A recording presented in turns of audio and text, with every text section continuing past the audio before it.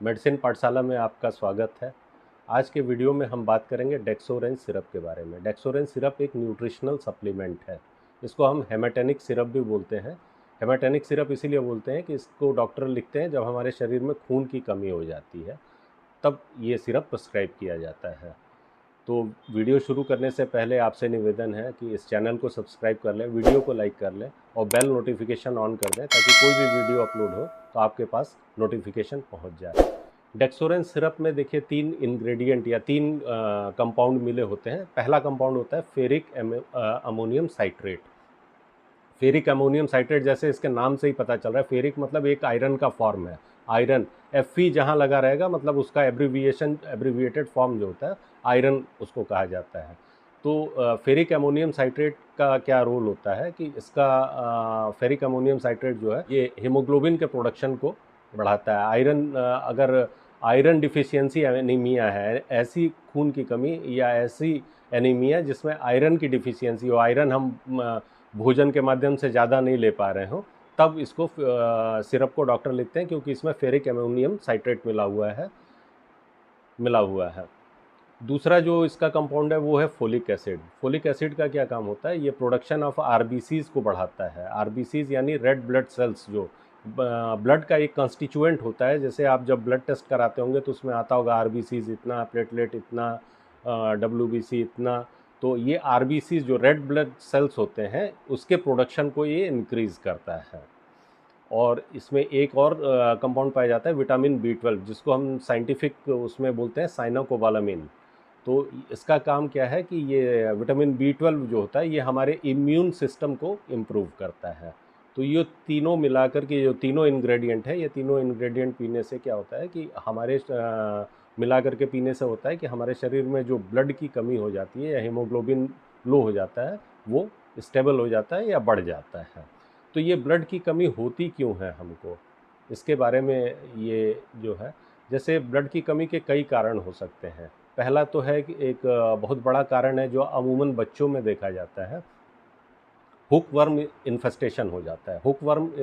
Hook worm infestation मतलब कि जो आपके आंत में या पेट में जो है कीड़े जो बच्चों को हो जाते हैं पेट में, उसके वजह से। तो जैसे इसके नाम से ही पता चल रहा है कि हुक वर्म मतलब इसका जो मतलब एक हुक की तरह इसका आकार रहता है।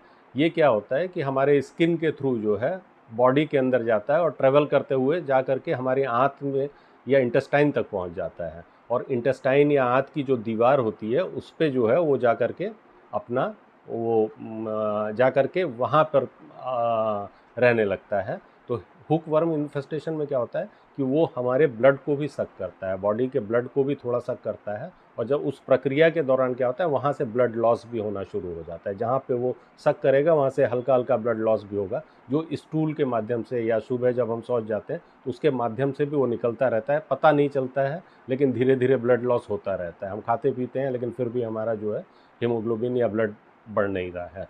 उसका एक कारण तो ये होता है। दूसरा है क्रॉनिक ब्लड लॉस के कारण भी होता है। जैसे बहुत महिलाओं में होता है, जो पीरियड्स आता है उसमें ब्लड लॉस बहुत ज़्यादा होता है, उसके वजह से भी जो है हीमोग्लोबिन थोड़ा सा डाउन हो सकता है।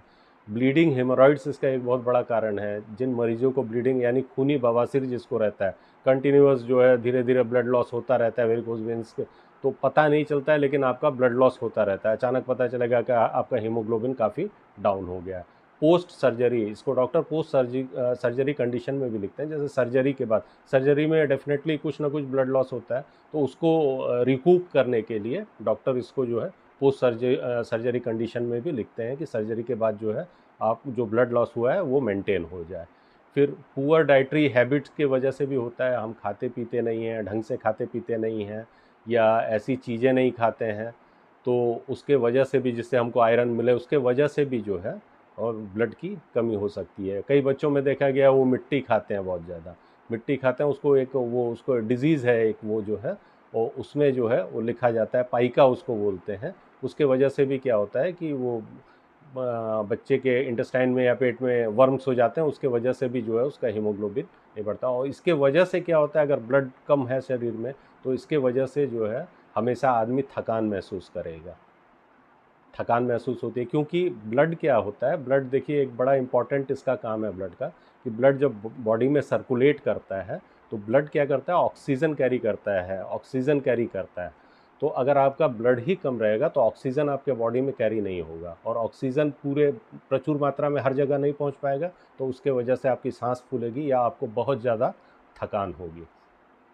इसका डोज और ड्यूरेशन ये डॉक्टर डिसाइड करते हैं कि आपका कितना परसेंट हीमोग्लोबिन है, आपको कितना डोज चाहिए, आपको 10 ml चाहिए, 15 ml चाहिए, 2 बार पीना है, 3 बार पीना है, ये डॉक्टर डिसाइड करते हैं। और ड्यूरेशन भी डिसाइड करते हैं कि इतने दिन तक ही पीना है, क्योंकि अगर आप ज़्यादा पी लेंगे तो आयरन का ओवरलोड हो जाता है बॉडी में, तो आयरन का ओवरलोड भी अच्छी चीज़ नहीं है। इसीलिए ये डॉक्टर के सलाह से ही लें जो है इसको। जबकि ये ओवर टू काउंटर मिल जाता है, अगर आप केमिस्ट शॉप में जाएंगे और मांगेंगे तो अवश्य मिल जाएगा, लेकिन उसके साथ जो है उसमें इंडिकेशंस वगैरह दिए रहते हैं, तो उसको सावधानी पूर्वक पढ़ करके और उसके बाद फिर जो है आप इसका सेवन करें, या अपने डॉक्टर की सलाह से ही इसका सेवन करें। इसके साइड इफ़ेक्ट्स बहुत ज़्यादा नहीं है। साइड इफ़ेक्ट्स हैं कुछ है, वोमिटिंग की टेंडेंसी होती है कुछ लोगों में, तो ये होता है कि दवा खाना है या पीना है, उसी का नाम सुनते ही या उसको सुनते ही उनको वोमिटिंग फील होने लगती है।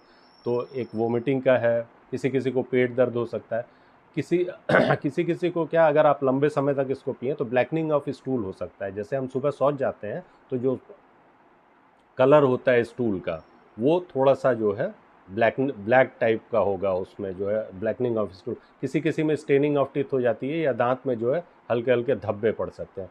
तो ये सब ऐसे कुछ नहीं है, क्योंकि ये बहुत ज़्यादा लंबे अंतराल तक लिखा नहीं जाता है, तो इससे बहुत ज़्यादा साइड इफ़ेक्ट्स के बारे में, इसके बारे में काफ़ी चिंता करने की कोई ज़रूरत नहीं है।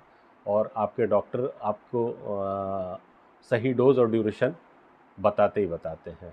सावधानियाँ क्या क्या हैं, किन किन मरीजों को लेना चाहिए, किन किन मरीजों को नहीं लेना चाहिए। तो सबसे बड़ी सावधानी ये है कि जो प्रेग्नेंट महिलाएं हैं वो अपने डॉक्टर की सलाह के बिना न लें, जो लैक्टेटिंग मदर हैं वो न लें, जिनको लीवर या किडनी की प्रॉब्लम है वो भी जो है बिना डॉक्टर के सलाह के न लें, और जो थैलेसीमिया के मरीज हैं तो उनमें ये हो सकता है कि आयरन ओवरलोड हो जाए, इसीलिए जो है वो बिना डॉक्टर के सलाह के इस दवा को बिल्कुल ना पिएँ। तो आज के वीडियो में हम लोगों ने जाना डेक्सोरेंज के बारे में। आपको ये वीडियो कैसा लगा? अगर आपको ये वीडियो अच्छा लगा तो आप इसे अपने ग्रुप में शेयर कर सकते हैं। और अंत में इतना ही कि आप स्वस्थ रहें, मस्त रहें, इसी कामना के साथ नमस्कार।